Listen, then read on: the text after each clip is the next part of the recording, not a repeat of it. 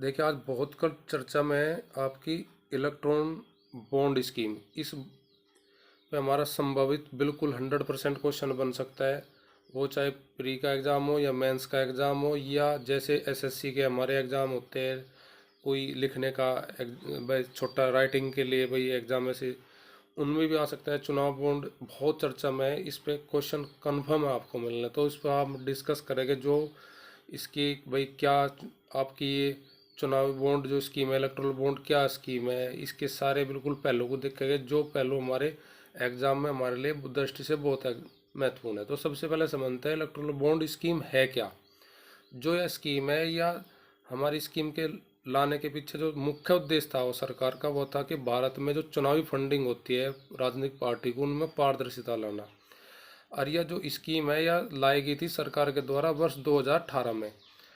अब इसका जो था मेन मकसद था चुनाव में जो फंडिंग है उसमें सुधार करना। अब ये स्कीम जो लाई गई थी, किसे कौन ले सकते थे इस स्कीम को, कौन इस स्कीम में ये इलेक्ट्रॉनिक बॉन्ड खरीद सकते थे। तो इसमें वे खरीद सकते थे जो लोक प्रतिनिधित्व अधिनियम 1951 की धारा 29A के तहत पंजीकृत जो दल थे राजनीतिक, केवल वे ही खरीद सकते थे, यानी कि जिन्होंने लोकसभा या विधानसभा के पिछले आम चुनाव में कम से कम 1% वोट हासिल किया हो, वही इलेक्ट्रल बॉन्ड खरीद सकते थे। और ये बॉन्ड कहाँ से खरीदे जाते थे? हमारा एक बैंक था एसबीआई बैंक, भारतीय स्टेट बैंक, वहाँ से ही खरीदे जाते थे। क्या कि कोई भी अगर उद्योगपति, कोई भी इंडिविजुअल आदमी इन अपना किसी पार्टी को देना चाहता है, वो डायरेक्ट कैश में ना देकर वो अपने क्या करता था, वो बॉन्ड वापस बैंक में दे देता, उसे कैश कर लेती थी कौन? जो पार्टी आपकी प्रतिनिधि अधिनियम 1951 के तहत उसमें रजिस्टर्ड थी। ये हमारी इलेक्ट्रल बॉन्ड है। इसका हम थोड़ा समझा कि ये क्या है, कहाँ से इसे खरीद सकते थे। इसके आगे देखते हैं इसके बारे में कि अदालत ने हाल ही में क्या कहा कि इस स्कीम को लेकर बहुत सारे प्रश्न उठाए गए। क्यों उठाए गए?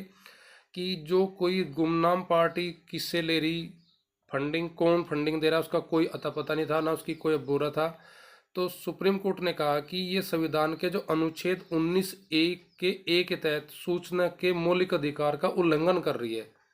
इसको देखते हुए इस स्कीम को फिलहाल सरकार, इस सुप्रीम कोर्ट ने इस पे प्रतिबंध लगा दिया। अब हम थोड़ा देख लेते हैं जो इलेक्ट्रॉन बॉन्ड है, वे बॉन्ड कितने रुपए के होते थे, न्यूनतम कितनी सीमा थी उनकी, अधिकतम कितनी थी। तो ये 5 वर्ग में खरीदे जा सकते हैं। यानी कि इलेक्ट्रल बॉन्ड की जो वैल्यू थी वह 1000 न्यूनतम थी, उससे ऊपर 10,000, 1,00,000, 10,00,000, 1 करोड़, अर्थात कम से कम 1,000 का बॉन्ड, अधिकतम 1 करोड़ का बॉन्ड। इनकी 5 सीमा थी। ये आपकी 5 वर्ग में दिए जाते थे। कब? तो न्यूनतम 1,000, अधिकतम 1 करोड़ का। अब थोड़ा हम इसके बारे में क्रोनोलॉजी यानी कि इसका घटनाक्रम समझ लेते हैं इस पूरी स्कीम का, अंत से लेकर, शुरुआत से लेकर अंत तक।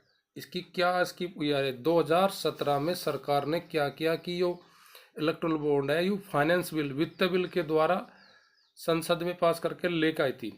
अब इसी के तुरंत 2017 में ही सितंबर में क्या करे, एक एनजीओ है हमारी association for democratic reform, ADR, उसने तुरंत सुप्रीम कोर्ट में अपील दायर करी, पब्लिक इंटरेस्ट लिटिगल।